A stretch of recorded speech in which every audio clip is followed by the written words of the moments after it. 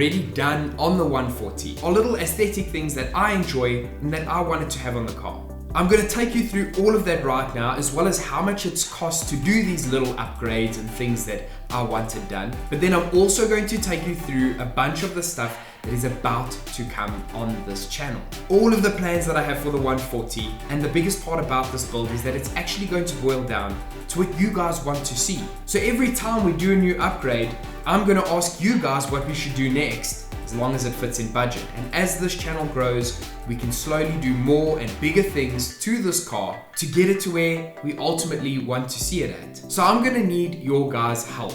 To monetize this channel, we all know it needs 1,000 subscribers and 4,000 hours worth of watch time. So if you want to contribute to this build and be a part of this journey with me, make sure to hit the subscribe button and you won't miss another upload of us modifying this M140i. So starting out with the first mod that I ever did on this car, it was the grille.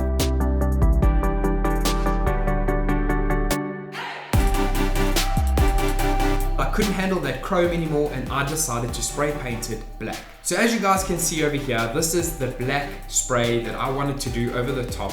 It has slowly started to chip and fade, so I'm going to replace these grills completely and I'll show you what I want to replace it with.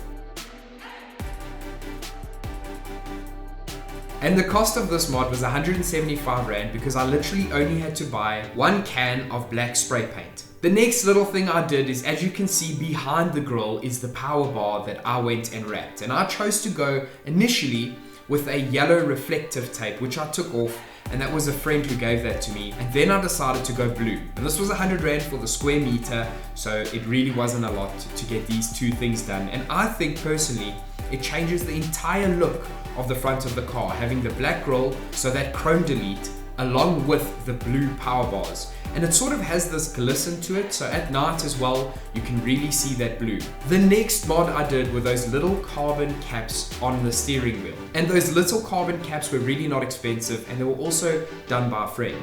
They were 800 Rand, and it was clip-on, and as well as that, I got that center piece, which is that sort of like brushed metal look.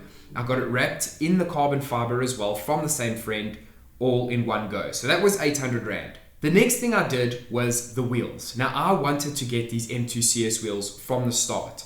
The only thing was that I didn't quite want to spend the money. And at the time, BMW did a service on my car and I noticed something sketchy about the original wheels. Now I'm not going to get into the details about all of that, but what I will tell you was that this ended up in a discussion with BMW where I was like, I want to change these wheels. I can't keep buckling wheels every time the car has to come in for something, and somehow there's a buckled wheel when I haven't even driven the car, or whatever the case may be. I was like, how do I keep warranty happy so that I can still have the benefits of warranty but also get the wheels that I want, and then no one can be left in this uncomfortable discussion that I had to sort of have. So their answer to me was, make sure that the tires are the same as spec. So as long as you get wheels that allow for the same run flat tires, you won't have any issues. So that's what I did, and the wheels were 8,700 Rand for the set. Yes, I got a major discount through a connection, and the tires were 12,000 Rand. So altogether, you guys can see on the screen just how much it cost. And then the car went out of motor plan, and that's when I went onto the intake. And as you guys can see, it's not like a huge big deal. I didn't go and buy a whole new intake, but I definitely wanted to get rid of that intake pipe with the turbo silencer. So you'll see this little box on the screen right now. That little box is designed to silence the noises from the turbo.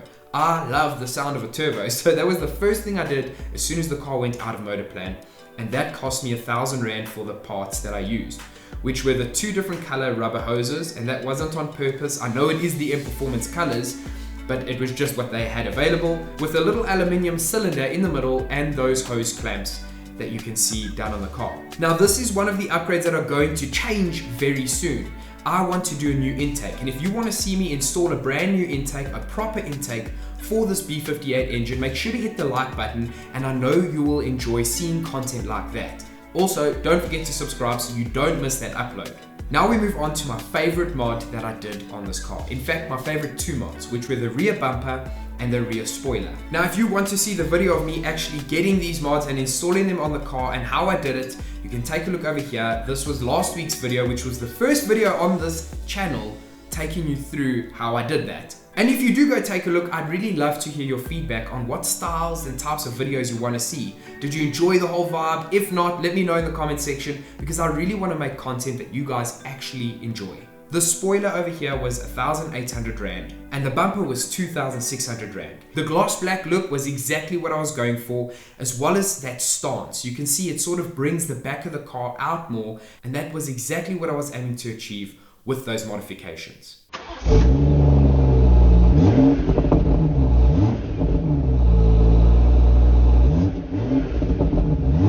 So guys, you've seen where the car is, where it stands today, and now we're getting into really turning this car into my dream M140i, and I want you guys to go along with me on this journey. So this brings us to the first question I have for you guys about which mod to do next. In last week's video, I showed it there as well, which was the front splitter, which is something I definitely want for this car, as well as the side skirts. And although we will eventually be doing both, budget sort of dictates that I need to choose right from the start. So I'm asking for your guys' help. What would you like to see first, the side skirts or the front splitter? The next few things we're going to be taking a look at for what we want to do to this car aesthetically are the M4 wing mirrors, so the side mirrors. I want to change those to the M4 caps, which a lot of people do, but I really like the look of it. And I'm also thinking about blacking out the entire roof, so doing like either a carbon or a gloss black wrap on the entire roof.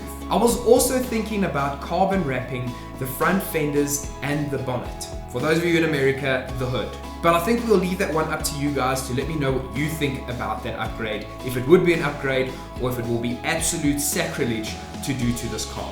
Then one of the big important ones we're going to be doing in the future is a new infotainment center. I want to have Apple CarPlay on this car just to modernize its functionality. I want to be able to have a touchscreen with Waze and all of those goodies, and I definitely want to do that in a video coming soon. Once we've got those toys done, we need to turn this car into something really quick. And my plan for that, firstly, is to do a limited slip differential. The problem with BMW M140i's is they came out with open diffs. So as soon as there's too much power sent to those rear wheels, one wheel just spins like crazy and you don't actually get to put the power down as easily. As well as drifting later down the line, a limited slip differential will help me do that a lot better. So there's two big reasons why they should have actually bought the car out with limited slip differentials, but they didn't. So I guess we're gonna have to do that, and after that will be a hybrid turbo. Now that hybrid turbo we all get very excited about, but I want to push some good numbers out of this car. I don't want it to be ridiculous where you can't even drive it, but we don't know where the story is going to lead. That will be up to you guys and what you want to see in the future. So let me know in the comments, out of the two that I've got to do next, front splitter or side skirts, which one do you guys want to see first? And then we will carry on building this car as we go, and I want to take you guys along for the journey. Now what do I mean by take you along for the journey? We have a lot of car channels doing what I'm attempting to do. We have a bunch of people who want to modify cars, and we also have a bunch of people who just drive cars, and I kind of want to do a whole combination of all of this. I want to take you to the race days. I want to take you guys to the car meets. I want to bring this channel along in everything I do relating to cars. As well as that, I want to take you in next week's video through my dream garage. And we all know these types of things change. They never stay the same, you know, but right now I have a pretty clear goal on what cars I want to have and what I want to do with them. Now the next car to make it to this channel will hopefully be a Ford Ranger Wildtrak.